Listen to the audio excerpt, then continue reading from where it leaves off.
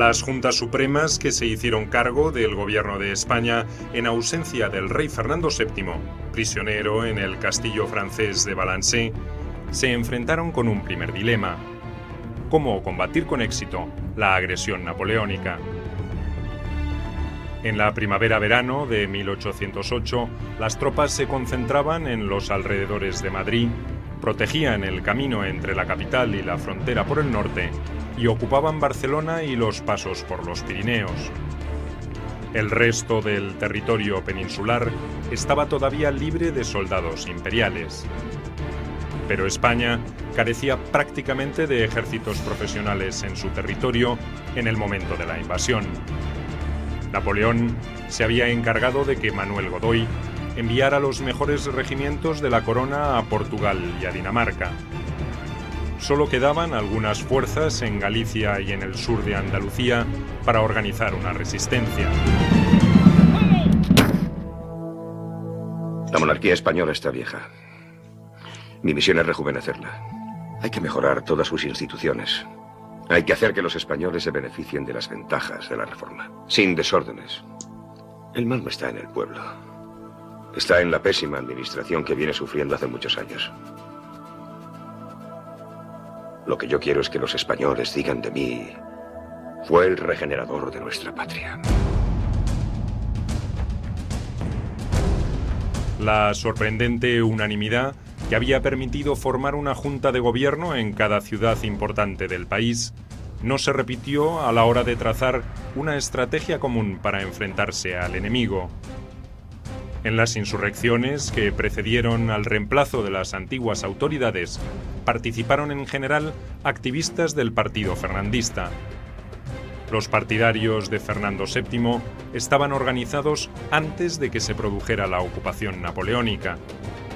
Les resultó más o menos fácil encabezar o provocar el descontento entre una población dispuesta al cambio. Pero una de las primeras consecuencias de esas rebeliones fue la de desorganizar o condicionar las instituciones del antiguo régimen, no la de reemplazarlas del todo. Partimos de un vacío de poder muy grande que procede de las abdicaciones de Bayona. En aquel momento nadie se queda, ni el Consejo de Castilla, ni se queda en la Junta Central. Madrid, además, es el más invadido, que digamos. Madrid es el sitio menos apto para crear un centro. Se piensa primero en Aranjuez, pero se acaba en Sevilla y finalmente se acaba en Cádiz. Y que la presión de Napoleón desplaza el centro de gravedad de decisiones políticas. Las decisiones políticas entrañaban decisiones económicas. Hay que armar un ejército y es caro. Y relaciones diplomáticas con otros países, como es Inglaterra. Y ese vacío nadie lo cubre. Ante el riesgo de caos, las juntas fueron la respuesta política más adecuada. Otra cosa era la cuestión militar, donde la opinión de los antiguos jefes estaba cuestionada o desacreditada. A fines de junio de 1808, solo 4 de los 8 capitanes generales con influencia en la zona no controlada por los franceses permanecían aún en sus puestos. Pero además, su poder estaba absolutamente condicionado, al igual que el de las audiencias y el de los intendentes.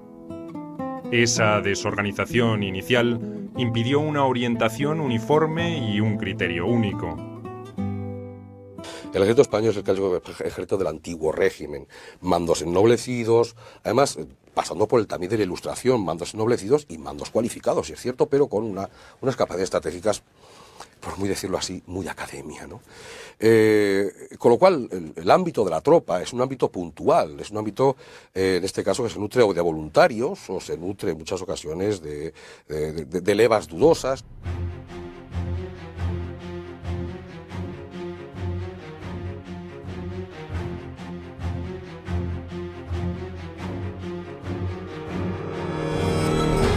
La debilidad militar de España frente a Francia, agravada por la emergencia, aconsejaba que lo más prudente era librar una guerra de defensa y de desgaste. Los jefes militares competentes escaseaban, las tropas entrenadas y los pertrechos bélicos también, por lo que el sentido común aconsejaba utilizar la quebrada geografía peninsular para operar con pequeños contingentes de tropas que pudieran hacer valer su movilidad. Además, enfrente estaban nada menos que el mejor ejército de Europa, aunque no todos sus representantes en España fueran los más destacados. Pero la actitud final española no fue ni uniforme ni mucho menos acertada. El ejército regular español era un ejército perfectamente diseñado para dar respuesta a cualquier conflicto. De hecho, durante todo el siglo XVIII, los monarcas de la dinastía Borbón estuvieron emitiendo y publicando reglamentos, ordenanzas para estructurar tanto la organización del ejército como los materiales. Pero el ejército español no se había enfrentado a otro ejército como el napoleónico. El ejército pues era poco numeroso en relación con el ejército napoleónico en ese momento, estaba además disperso, las mejores tropas habían salido de España, se encontraban en Dinamarca, en Hannover, en Italia, parte en Portugal, y en términos generales era un ejército poco disciplinado, con poco espíritu práctico para oponerse a un ejército invencible, con una moral altísima, perfectamente entrenado, como era el ejército de Napoleón. En principio, todas las juntas pidieron voluntarios u ordenaron el reclutamiento forzoso para formar nuevos ejércitos. La enormidad de la afrenta y el herido orgullo español fueron argumentos eficaces para lograr cubrir las vacantes con rapidez. Pero ese inflamado patriotismo no siempre permitió tomar la decisión correcta. Esos errores se pagarían muy caro, sobre todo en las primeras etapas de la guerra. No solo los patriotas españoles cometerían importantes errores de apreciación sobre la forma de conducirse ante el conflicto. El pensamiento tradicional de principios del siglo XIX solía sostener que las guerras eran una competencia casi exclusiva de los militares.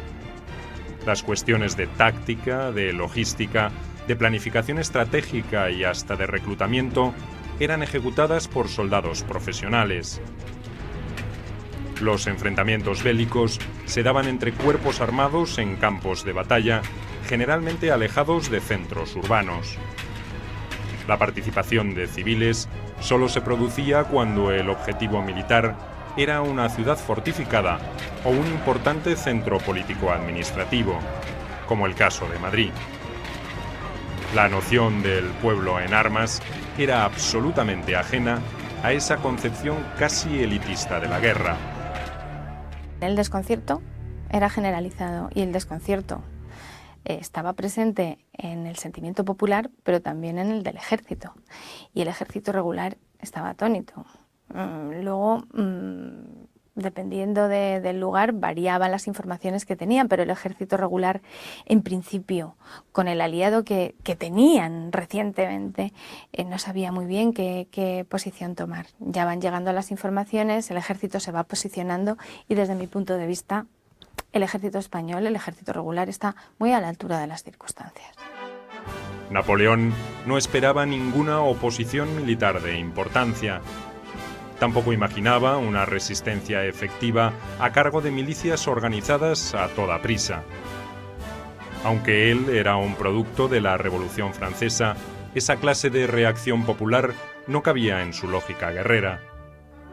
En todo caso, las acciones rebeldes de ese tipo serían poco más que un problema policial que, como en Madrid, habría que resolver con decisión y energía. Sus generales compartían la opinión del emperador. También ellos pagarían caro su exceso de confianza.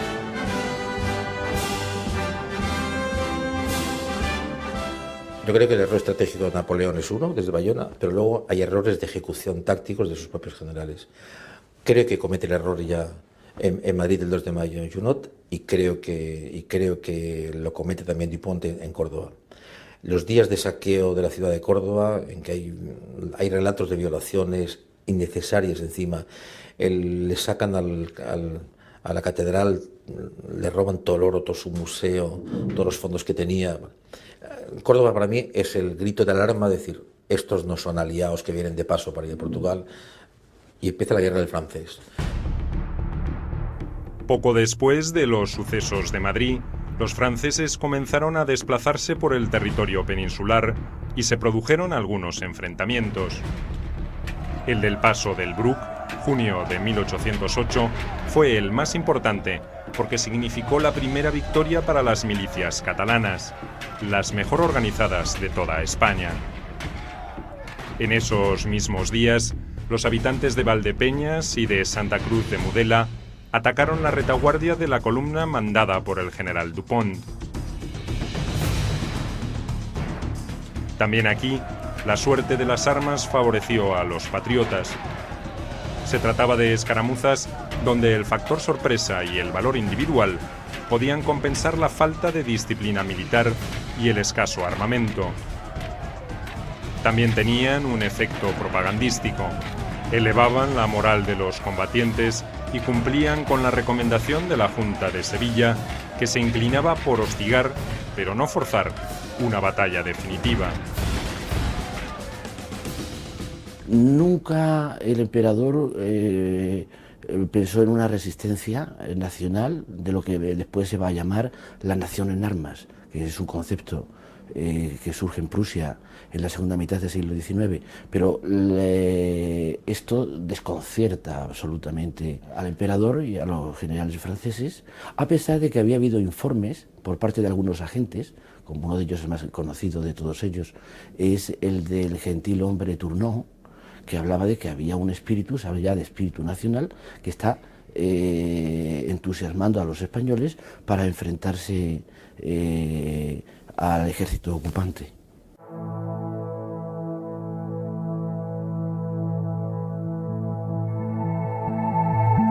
El capitán general de Castilla la Vieja, el general Gregorio Cuesta, tenía otra opinión sobre cómo enfrentarse a los cambios que se sucedían en España. Aunque era un ferviente fernandista, desconfiaba de las manifestaciones populares y no estaba convencido de que sirvieran para restaurar en el trono a Fernando VII. Pero la envergadura de la agitación popular en Valladolid lo obligó el 2 de junio a ponerse al frente de la rebelión. Incluso hizo algo más que eso. Distribuyó armas entre los civiles y se preparó para la guerra con entusiasmo.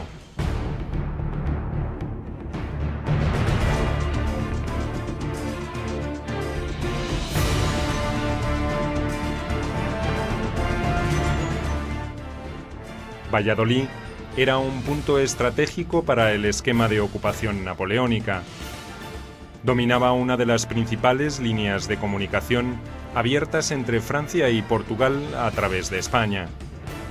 La sublevación amenazaba con interrumpir los abastecimientos y el flujo de órdenes para el ejército francés, que trataba de sostenerse en Lisboa. El mariscal Murat no podía permitir que eso ocurriera. Envió al general Bessières al mando de una importante fuerza de caballería e infantería para reconquistar Valladolid. Cuesta era un militar profesional, no demasiado sagaz y bastante apegado a las tradiciones. Salió al encuentro de Bessières con un ejército compuesto por soldados profesionales y civiles inexpertos. Sus tropas fueron aplastadas en Cabezón el 12 de junio de 1808. Un mes más tarde, con un ejército reforzado por soldados gallegos, volvería a sufrir otro grave descalabro en Medina de Rioseco.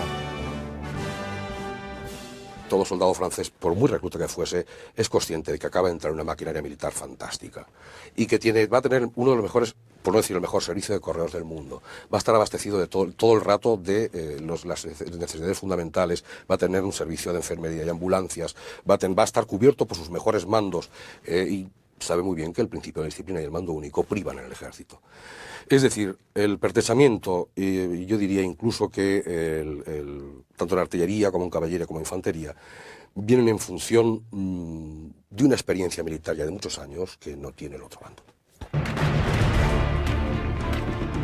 Las derrotas de Cuesta podrían haber servido como advertencia sobre el error de enfrentarse a los ejércitos imperiales en campo abierto y con tácticas tradicionales. La disciplina de los soldados y la calidad del armamento francés eran razones muy poderosas como para no tenerlas en cuenta antes de aceptar batalla.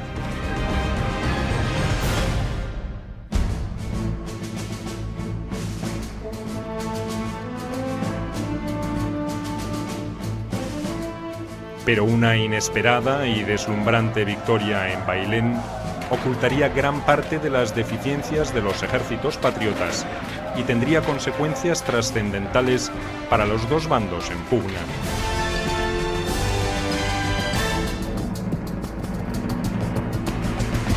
Lo que ocurre es que tuvo un efecto contraproducente por completo, porque la victoria fue tan grande, fue tan casi inexplicable, que realmente a partir de entonces todos los desastres que se van a producir después al año siguiente, incluso a partir de octubre y de noviembre de 1808, con el desastre por ejemplo de Tudela y los siguientes, eso se debe a que los generales españoles querían obtener su victoria de Bailén, y en este sentido fue extraordinariamente contraproducente. Después de los episodios de Valdepeñas y Santa Cruz de Mudela, donde además de hombres perdió carros con provisiones, el general Dupont prosiguió su avance hacia el sur. El objetivo proclamado era el de pacificar Andalucía. La intención real era la de proteger la flota francesa amarrada en Cádiz y derrotar al ejército del general Castaños, que protegía esa región. Pero las tropas francesas saquearon Córdoba y detuvieron su avance. Entonces, Dupont recibió noticias de que los barcos finalmente se habían rendido y de que Cádiz era virtualmente inexpugnable por tierra. Además, otros rumores mucho más inquietantes llegaron a su cuartel general. Según estos, Castaños había reforzado su ejército con milicianos y con tropas inglesas que habían desembarcado en Gibraltar. En realidad, se trataba de un ardid que la Junta de Sevilla había hecho circular con la intención de que Dupont se enterase. Los patriotas querían ganar tiempo para organizar una mejor defensa, y lo consiguieron. El general napoleónico se retiró hasta Andújar a la espera de refuerzos. Dupont es un hombre bien formado, procede de buena familia, no es tan bruto como queremos presentar los españoles, es un buen traductor de textos clásicos, luego será un buen escritor. Dupont lo que pasa es que es muy ambicioso. Él llega como general de división, viene con la etiqueta de hombre audaz y echado para adelante, y esto yo creo también que le traiciona. Él busca en la victoria en Andalucía el bastón de mariscal, y en el fondo él da una especie de novedades a Napoleón, como si todo vaya bien, yo soy capaz. Pero luego en las cartas que le escribe a Madrid pide constantemente socorro.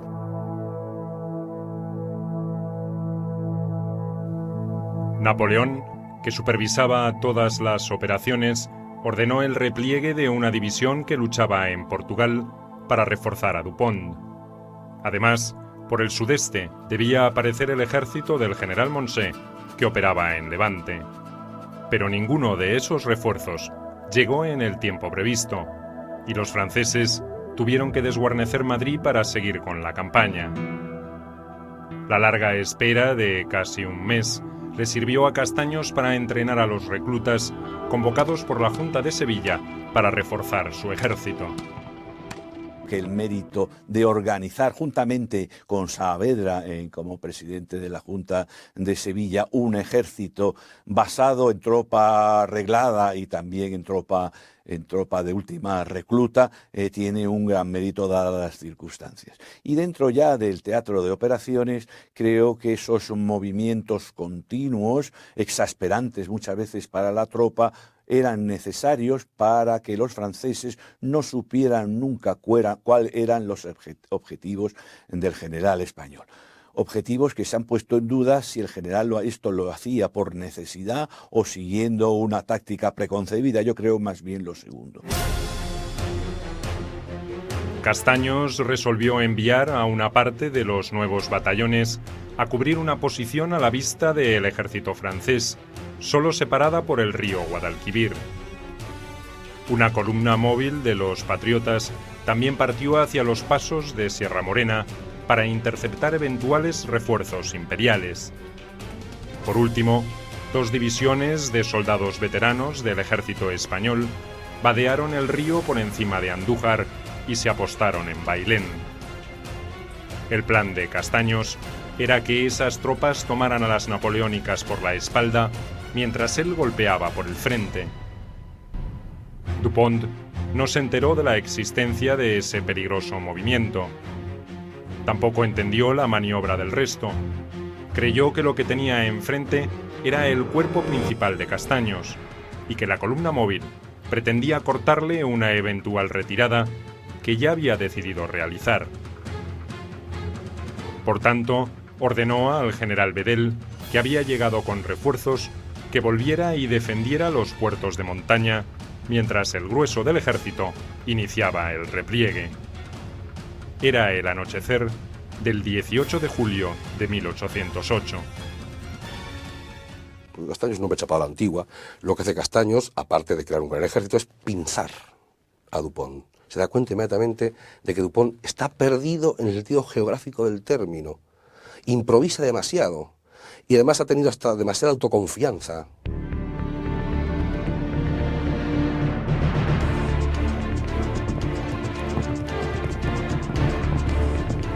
Ni las tropas veteranas del ejército español ni la vanguardia francesa sabían que marchaban una contra otra hasta que casi chocaron entre sí en la madrugada del 19 de julio.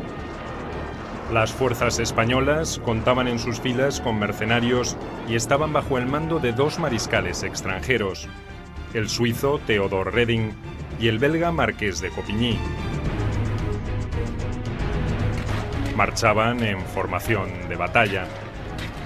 El ejército imperial, en cambio, no estaba en alerta máxima y Dupont tuvo serios problemas para reagrupar sus líneas.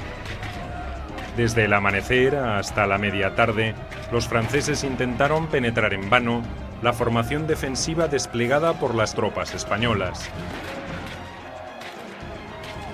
Dupont resultó herido en una de las últimas cargas y su posición estaba potencialmente amenazada por el resto del ejército de Castaños que había cruzado el río y se dirigía hacia el campo de batalla.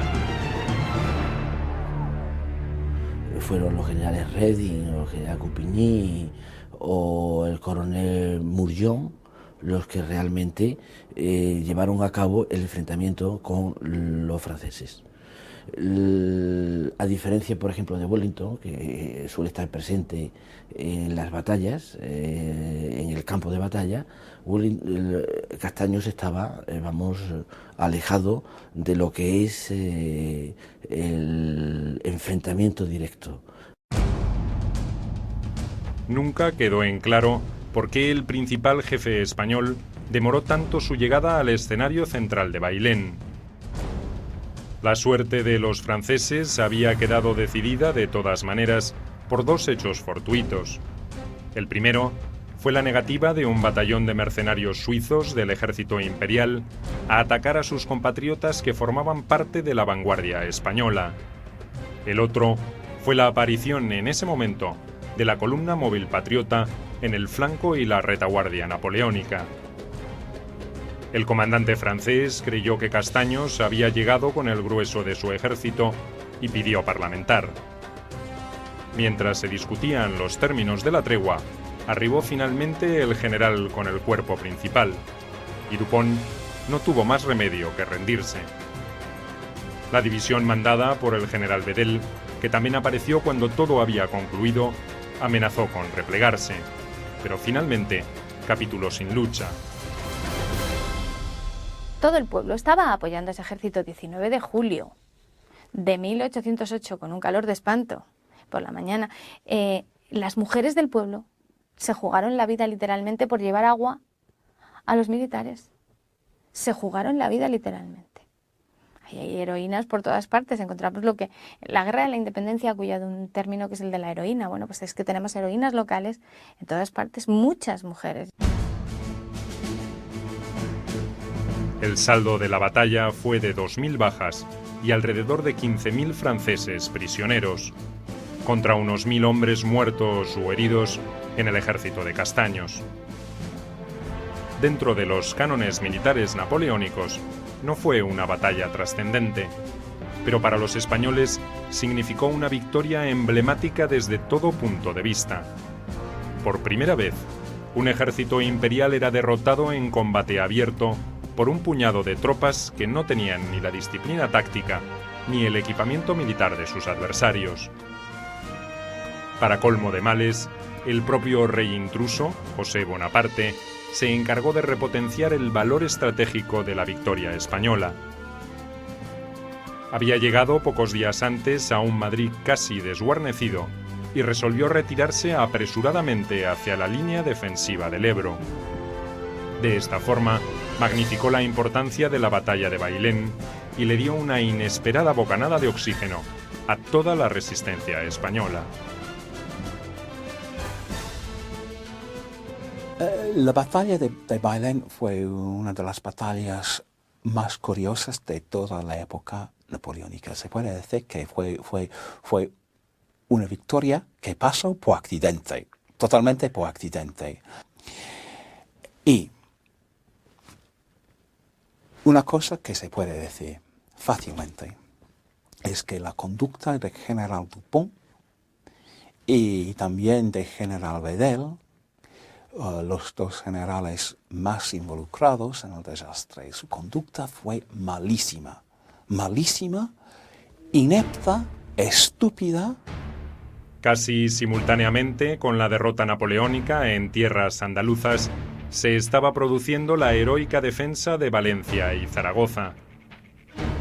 A todos esos sucesos se sumó también el fracaso de los franceses en Portugal, donde fueron derrotados por los lusitanos, aliados con los británicos. Para los españoles, la posibilidad de expulsar a los invasores adquiría por primera vez una dimensión posible.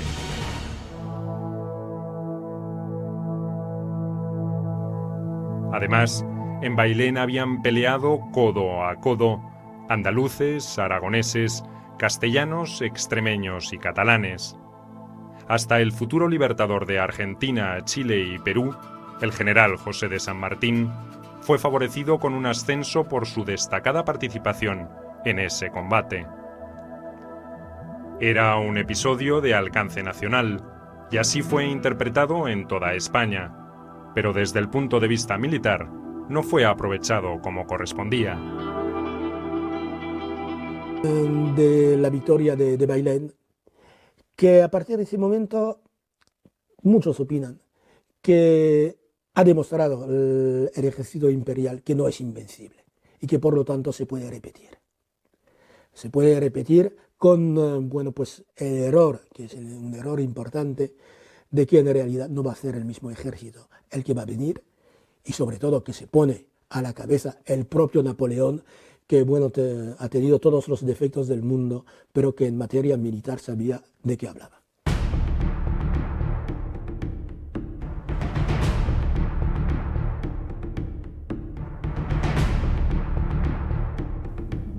Los franceses evacuaron Madrid sin excesivas urgencias y hasta se llevaron gran parte del tesoro real en su retirada.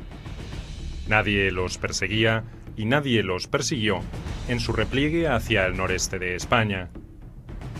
El 14 de agosto, el ejército valenciano-murciano entró en la capital, y el 23 lo hizo el general Castaños al frente de los vencedores en Bailén. Las celebraciones por la victoria en Sevilla y algunas diferencias entre la junta de esta ciudad y la de Granada retrasaron cualquier intento de volver a golpear al enemigo antes de que se reagrupase. Esta demora demostró también el inconveniente de continuar librando la guerra sin un mando unificado. La victoria de Bailén no prosperó por diversos aspectos, casi todos de tipo administrativo, también algunos por motivo político. El motivo administrativo es que el ejército vencedor en Bailén tenía escasamente la capacidad para vencer en Bailén y no para progresar. No tenía intendencia, carecía de apoyos financieros y por otra parte hubiese sido arriesgado conseguir una explotación del éxito, puesto que el propio ejército josefino, incluso después de ser derrotado, era mucho más importante que el ejército que pretendía sacar provecho de la batalla de Bailén.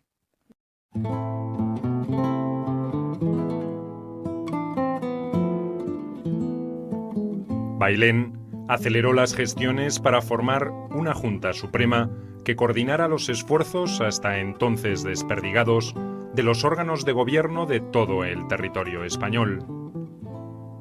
Ya en el mes de junio, las juntas de Asturias, de Galicia y de Murcia habían propuesto por separado la necesidad de formar un gobierno central. El 16 de julio fue la de Valencia la que se sumó a esa iniciativa, y Sevilla no tardó en apoyar la idea. Con la huida de José Bonaparte de Madrid, el Consejo de Castilla intentó recuperar su histórico rol protagonista en los asuntos del reino, pero su desprestigio era absoluto. Había tenido que respaldar la ocupación napoleónica para poder sobrevivir, y ese hecho la había descolocado ante el resto de los patriotas españoles.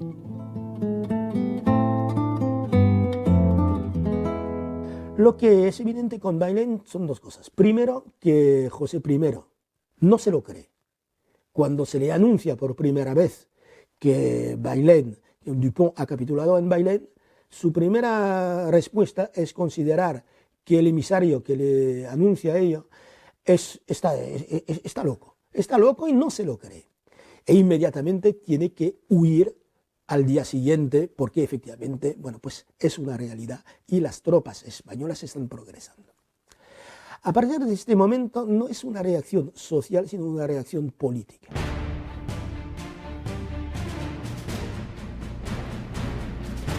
El 25 de septiembre de 1808 quedó constituida en el Palacio de Aranjuez la Junta Suprema encargada del gobierno de España, en ausencia del rey Fernando VII.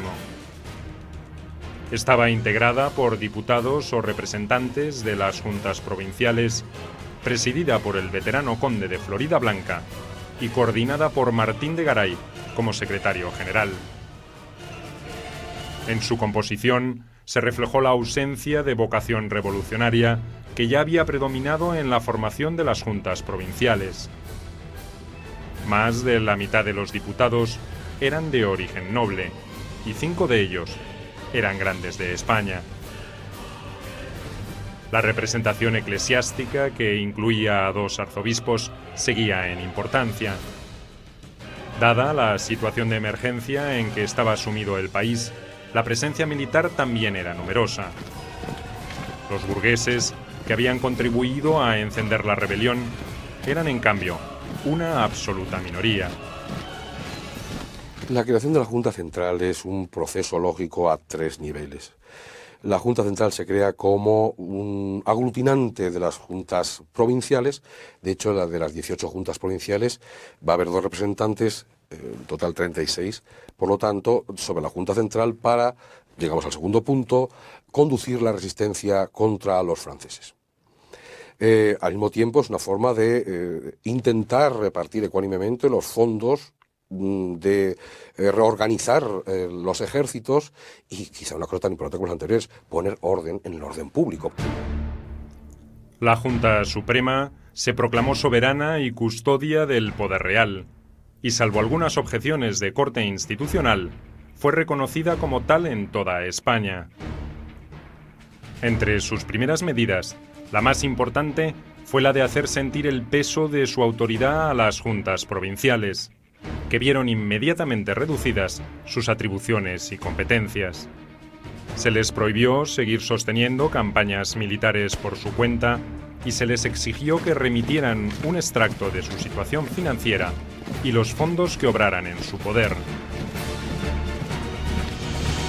Yo sostengo incluso que las consecuencias de Bailén desde el punto de vista político, desde crear el pueblo en armas, armar la nación, crear un ejército nacional, una política nacional, que es lo que va a pretender fallidamente la Junta Suprema, la Junta Central, pues va a ser más importante incluso, en este sentido, del surgimiento de la nueva nación, más importante que las Cortes de Cádiz.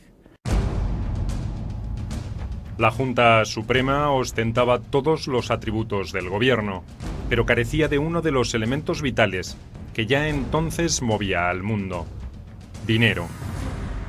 Algunas de sus subordinadas, como las de Galicia, Asturias y Sevilla, habían recibido ayuda británica en metálico, pero se mostraban remisas a integrarlo al fondo común. Por ese motivo, tuvo que recurrir a préstamos más o menos voluntarios que uno de sus escasos diputados burgueses, Lorenzo Calvo Rozas, se encargó de gestionar en Madrid. Obtuvo dinero como para que la Junta pusiera en marcha algunos de los planes más urgentes, como el de intentar formar un ejército capaz de resistir una contraofensiva napoleónica. Pero los ahogos y las urgencias financieras seguirían durante toda la guerra. La Junta Central era una exigencia tanto para la gobernabilidad del país como para la conducción de las operaciones militares. Era una cosa obvia que ya la propia madurez de las propias juntas venía exigiendo, encabezadas por la Junta de Valencia.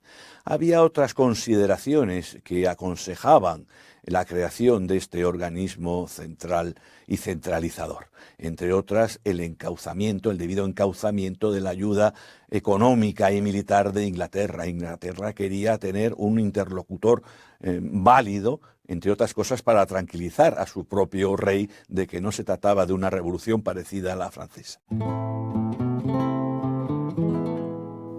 La conducción centralizada de la guerra era uno de los propósitos que impulsó la creación de la Junta Suprema. Pero muy pronto quedó demostrado que sus mecanismos de decisión no eran los adecuados. Los diputados, celosos de su poder, no estaban dispuestos a cederlo para que un grupo más pequeño tomara las decisiones más urgentes sin tantas deliberaciones y debates. En conclusión, todos los asuntos se demoraban más de lo debido, incluso los más urgentes, como la designación de un comandante en jefe.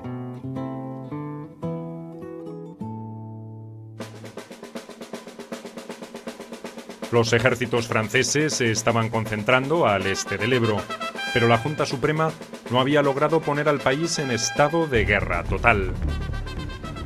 La compleja estructura socioeconómica de España, creada por el viejo orden, no había caducado, y objetivamente era reacia a las exigencias de un esfuerzo compartido. Las diferencias entre los jefes militares y la resistencia de las juntas provinciales a acatar las decisiones de la Suprema también creaban inconvenientes. Todo había ocurrido demasiado rápido en España. Las urgencias eran múltiples y difíciles de atender. El objetivo había sido el de reclutar y entrenar 500.000 soldados, pero la realidad era otra. Se demoró la reorganización y la organización de regimientos, y la mayor parte de las unidades militares estaban en situación precaria tanto en equipamiento como en entrenamiento. El problema que se plantea es que esos ejércitos que se han convertido durante un breve tiempo, han sido ejércitos de las juntas, aunque no eran ejércitos, no tenían una composición distinta que la de los... Pero los ejércitos de las juntas se convierten en un ejército nacional, que es el ejército de la Junta Central. Pero sigue siendo el mismo viejo ejército, con los mismos generales y con los mismos... los mismos oficiales, la palabra nacional les habría extrañado mucho. Una petición de auxilio de los catalanes, preocupados por la concentración de tropas imperiales en sus fronteras, ilustra los problemas que tenía la Junta Suprema para coordinar los esfuerzos de guerra. El general Castaños ordenó el traslado de un regimiento de infantería hacia esa región, pero la Junta tuvo que insistir ante el mariscal Reding para que también se desplazara con su división de caballería.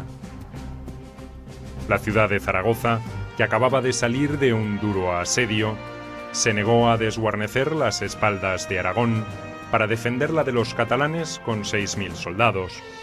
La Junta de Cataluña no tuvo más remedio que desconocer el criterio seguido hasta ese momento en toda España y solicitar ayuda militar a los británicos. El jefe inglés en Portugal, Sir Hugh Dalrymple, rechazó la demanda de una fuerza expedicionaria de 10.000 hombres, que tal vez hubieran modificado los planes franceses. Bailén suponía un cambio tremendo en la actitud de Napoleón contra España. Antes, España había estado lo que se llama en inglés un sideshow, una cosa de importancia, pero una cosa que se podía pasar. Al mismo tiempo que el interés del emperador estaba dado a cosas mucho más importantes. En la frontera, una notable maquinaria bélica estaba a punto de entrar en acción. Ya no se trataba de regimientos bisoños y de menor entidad, como había ocurrido en octubre de 1807. Ahora, las mejores fuerzas disponibles, los mejores jefes y oficiales y el propio Napoleón Bonaparte se preparaban para invadir España y lavar la afrenta.